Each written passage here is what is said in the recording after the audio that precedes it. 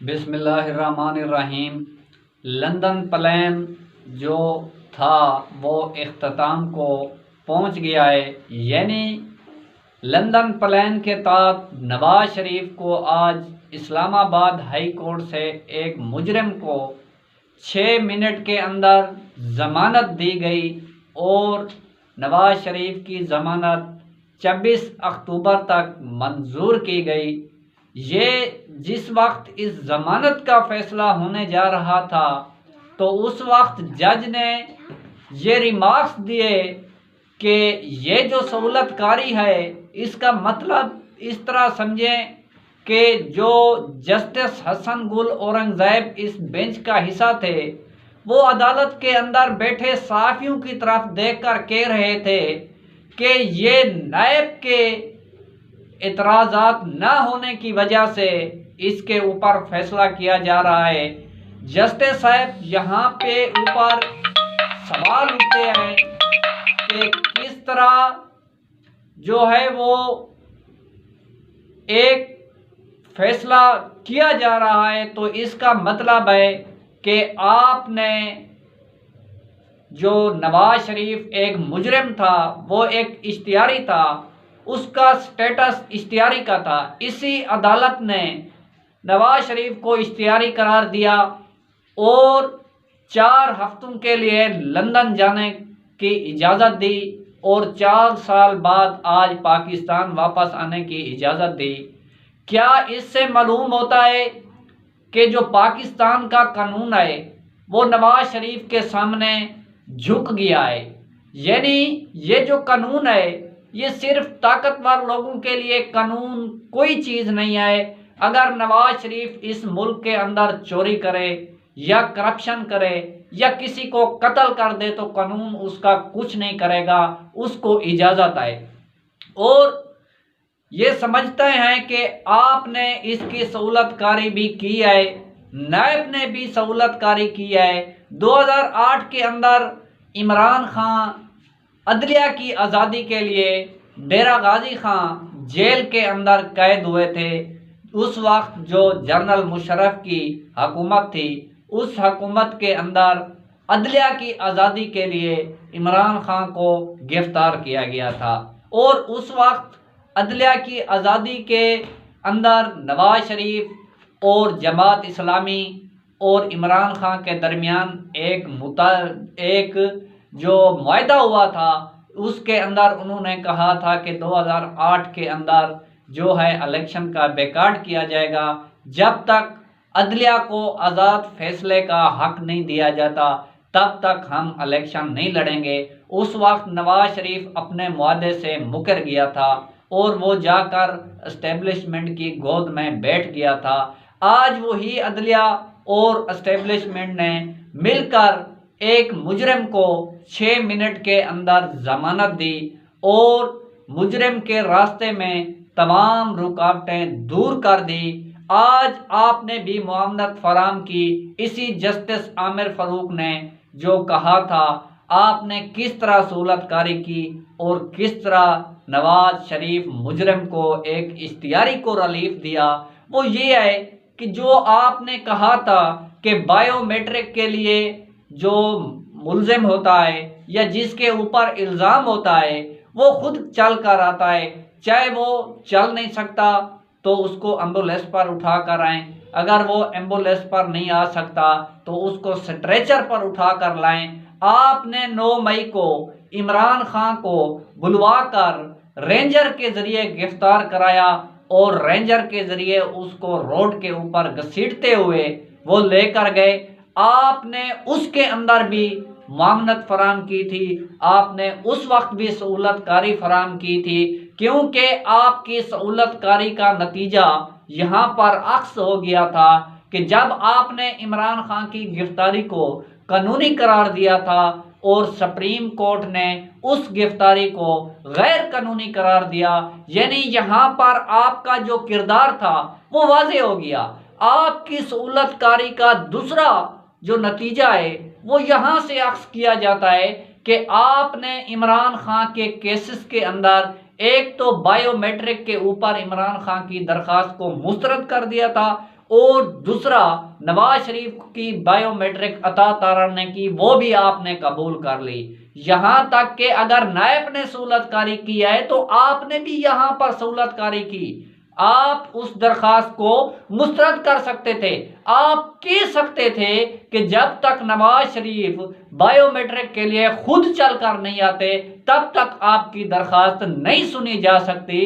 Justice मियां गुल हसन औरंगजेब और justice Aamir Farooq साहब, आपकी यहाँ पर जो बदनीति है वो वाज़ेह हो गई है। और तीसरी जो बदनीति आपकी है वो ये है कि इमरान खान के केसेस के अंदर जो समाअत है वो एक एक हफ्ते के लिए मुलतवी कर दी जाती है। नोटिस जारी करके एक हफ्ता या 2 हफ्ते के लिए मुलतवी की जाती है। आपने यहाँ पर एक दिन के लिए मुलतवी की और उसके बाद आपने वो केस सुनकर 6 मिनट के अंदर आपने फैसला सुना दिया और दिन 2-3 बजे आपने तहरीरी फैसला जारी कर दिया।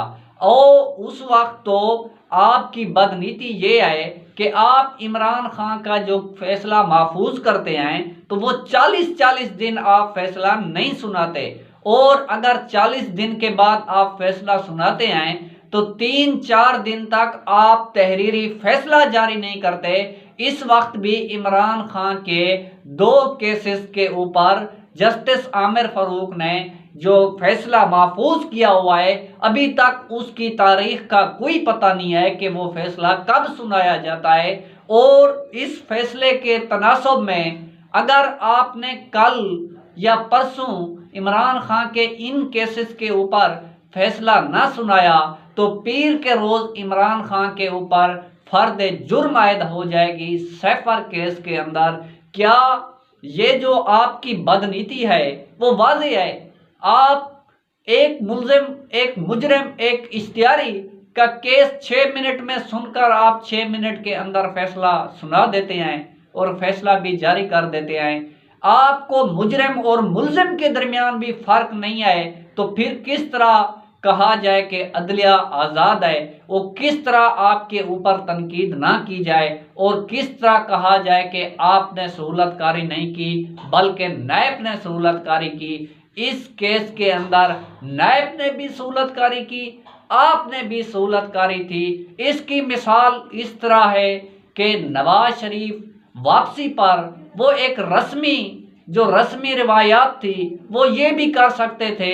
नवाज शरीफ एयरपोर्ट पर उतरता और फरमाइशी तौर पर उसको पुलिस गिरफ्तार करके 1 या 2 दिन के लिए जेल के अंदर ले जाती और 1-2 दिन के बाद वो इन्हीं अदालतों से जमानतें करा लेते। और उन्होंने ये नहीं किया और उन्होंने मुनासिब समझा कि इस सिस्टम को नंगा करने के लिए और अदलिया की आज़ादी कौम को दिखाने के लिए ये देखें कि अदलिया इस तरह भी कर सकती है जिस तरह आज जस्टिस आमिर फारूक ने किया। और आपने तो इस तरह की सहूलतकारी की, आपको इसके ऊपर ना कोई आइन नज़र आया, ना कोई कानून नज़र आया, ना आपको सुप्रीम कोर्ट के 3 रुकनी बेंच का फैसला नज़र आया। फिर भी आपने सहूलतकारी करते हुए वो मलबा नायब के ऊपर डालते हुए आपने वो फैसला जारी कर दिया और नवाज शरीफ को हिफाजती जमानत दे दी। ये वो NRO 2 था। एक NRO 2 2007 में जनरल मुशर्रफ ने नवाज शरीफ को वापस लाकर मिला धुलाकर पाक करके इस मुल्क के ऊपर मुसल्लत कर दिया था। आज जनरल आसिम मुनीर ने इस तरह नवाज शरीफ को एस्टेब्लिशमेंट और अदलिया ने वापस लाकर मिला धुलाकर पाक साफ कर दिया। और इस तरह से आपने डीलें करके मुल्क के ऊपर अगर उनको मुसल्लत करना है तो फिर इस मुल्क के अंदर कानून के ऊपर कब अमल दरामद होगा और जमहूरियत कब होगी और आइन के ऊपर कब अमल दरामद होगा। कल बिलावल भुट्टो ने कहा कि जो एक शख्स के लिए इलेक्शन को लेट किया जा रहा है और एक शख्स के लिए पूरा सिस्टम रुका हुआ है, इस तरह आज वो नवाज शरीफ वापस आ रहा है। और आज चीफ जस्टिस काजी फायज ईसा ने भी एक केस के अंदर ये अंदिया दिया कि मैं जो इलेक्शन का केस है और मिलिट्री ट्रायल का जो केस है वो नेक्स्ट हफ्ते यानी आने वाले हफ्ते में वो लगाने जा रहा हूँ और वो बहुत अहम केस हैं। उन केसेस के दौरान और केस नहीं सुने जा सकते। और इस तरह से नवाज शरीफ, अगर पाकिस्तान की आवाम आपसे मोहब्बत करती है या पाकिस्तान की आवाम से आपका मोहब्बत का रिश्ता है तो आप हिम्मत करें और आप इमरान खान को भी इजाज़त दें। अगर आप इमरान खान को इजाज़त नहीं दे सकते, आप इमरान खान के वर्कर को इजाज़त दें। अगर आप इमरान खान के वर्कर को भी इजाज़त नहीं दे सकते तो आप इमरान खान के वोकला को इजाज़त दें, उनको भी जलसा करने दें। अगर इमरान खान के वर्कर ने भी आपको मीनारे पाकिस्तान भर कर ना दिखाया तो तब आपको पता चलेगा। आप जब पाकिस्तान की सरजमीन के ऊपर पांव रखोगे तो आपको पता लगेगा कि पाकिस्तान की आवाम आपसे मोहब्बत करती है या पाकिस्तान की आवाम आपसे नफरत करती है। आपने एक मुहिब्बे वतन पाकिस्तानी को नाजेज केस के अंदर आज उसको 74 डे हो गए हैं, वो बेगुनाह जेल के अंदर पड़ा हुआ है, उसके केस भी नहीं सुने जाते, उसको सहूलत भी जेल के अंदर फराम नहीं की जा सकती।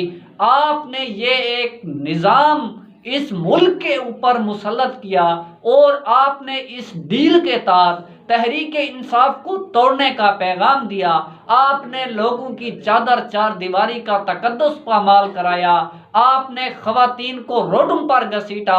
आपके साथ अगर आवाम की मोहब्बत है तो आप आपके बैनर की पैरा पुलिस क्यों दे रही है? जिन पुलिस वालों ने आपके बैनर के ऊपर ड्यूटी नहीं दी तो आपने उनको गिरफ्तार कराकर जेल के अंदर बंद करा दिया।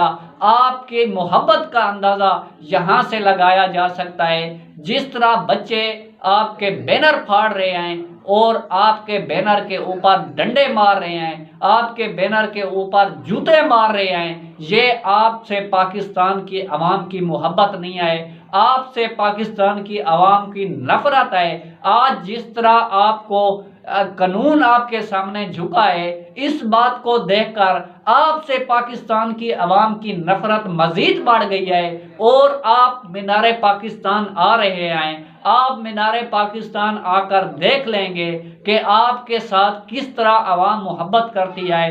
ये और बात है कि 20,000 पुलिस को तैनात करके आपके जलसे को इस तरह कामयाब कराएंगे कि देखो ये आवाम आई हुई है। वो आवाम नहीं है, वो सरकारी मशीनरी है, वो सरकारी सहूलतकार हैं। जिस तरह अगर आप में हिम्मत है तो आप इमरान खान को जेल में बैठकर जलसे की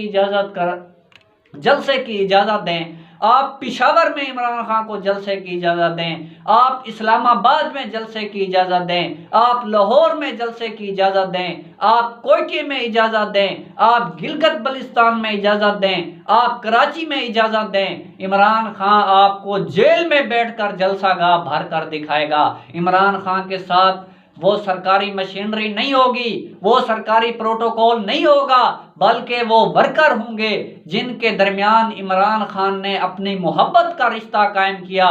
जिस अवाम को इमरान खान ने ये शऊर दिया, उन्होंने कहा कि आपने अपने हक को वहाँ पर इस्तेमाल करना जो आप जिसको समझते हो कि ये मेरे वोट का हकदार है। आपने अपना वोट, मैं ये नहीं कहता कि आप वोट मुझे दें, मैं ये कहता हूँ कि इस मुल्क के ऊपर मुसल्लत 3 ख़ानदान जो इमरान खान ने इस कौम को शऊर दिया, आज वो कौम उजागर हो गई है, आज वो कौम जिंदा है। और तोशाखाना केस उसके साथ उसके अंदर जो नवाज शरीफ और इमरान खान का मुकाबला है वो देखें। जिस तरह तोशाखाना केस के अंदर इमरान खान के वारंट गिरफ्तारी जारी किए गए थे, मार्च के अंदर मार्च 2030 में जिस तरह जमान पार्क के ऊपर 24 घंटे सीलिंग की गई थी, 24 घंटे वाटर केमिकल इस्तेमाल किया गया था और जिस तरह